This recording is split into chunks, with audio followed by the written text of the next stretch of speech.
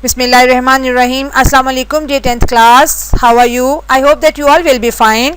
Welcome to the 4-point series. As you know, it is a series which is based on your paragraph questions.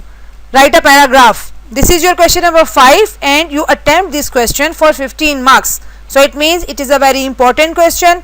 In this series, we discuss that 4 important points about each paragraph which should be in each paragraph, or on which points you can construct or build or create your paragraph.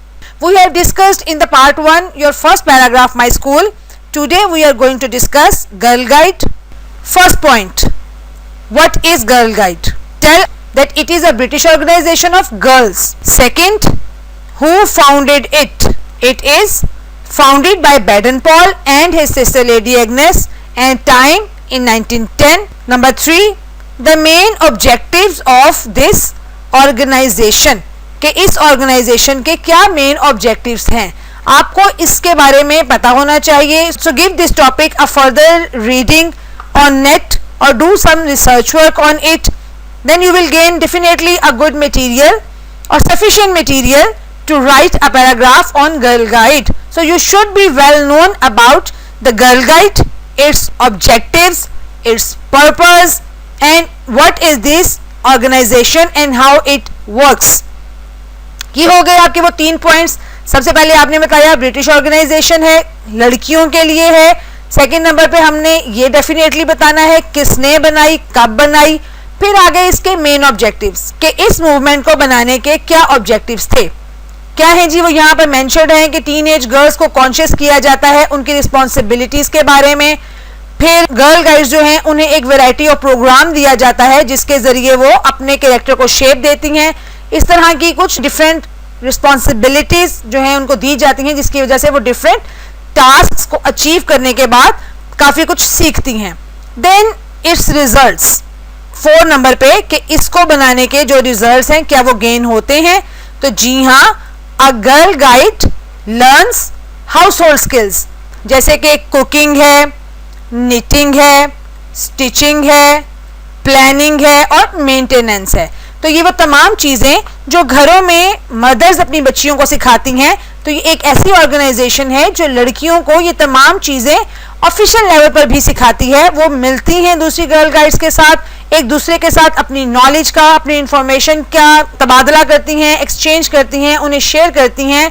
जो अपनी mother से किसी ने कुछ अच्छा house hold skill सीखा होता है वो दूसरी को सिखाती है, और वहाँ पर जो सीनियर गर्ल गाइड्स जो होती हैं वो भी उन्हें गाइड करती हैं. और इस तरह से ये तमाम गर्ल गाइड्स इन तमाम स्किल्स में मास्टर्स हो जाती हैं, कमांड हासिल कर लेती हैं, जो आइंदा उनकी आने वाली प्रैक्टिकल लाइफ में उनके बहुत काम आता है with their educational career. So girl guide is a very important and very helpful organisation for girls.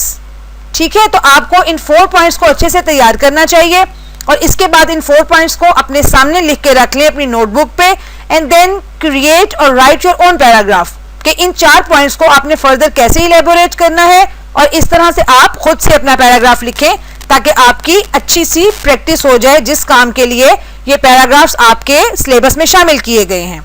So students, please do work on these points. In points पर ही काम कीजिए, इन पॉइंट्स को अच्छे से याद कीजिए. ये वैसे भी उन बच्चों के लिए एक अच्छा वे है काम करने का कि which who are not crammers. अक्सर बच्चे होते हैं जिनको रट्टा लगाना पसंद नहीं होता, तो ये उनके लिए सीरीज शुरू की गई है कि आप इस पैराग्राफ को एज इट इज रट्टा नहीं लगाएं ताकि आपको इस रट्टा लगाने की मुशक्कत से बचना पड़े. आप जस्ट ये 4 पॉइंट्स जो हैं इनको याद तो करने की जरूरत भी नहीं, वैसे मेरा ख्याल है इतनी देर में ही आपको याद हो गए होंगे. तो फर्दर आप इनसे रिलेटेड कुछ आर्टिकल्स पढ़ें, कुछ आप नेट पे रिसर्च करें. अब तो दुनिया आपकी हथेली पर है, in your cell phones, smartphones.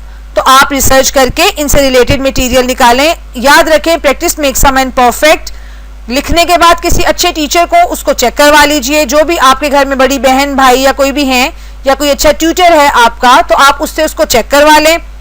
आपकी जो पर्सनल इंफॉर्मेशन है it will definitely make a edge in your work.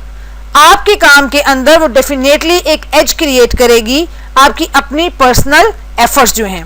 So keep work on the given points. इन पर काम करना जारी रखिए, इनसे रिलेटेड मटेरियल इकट्ठा कीजिए और अपने पैराग्राफ्स को खुद से लिखने की कोशिश कीजिए.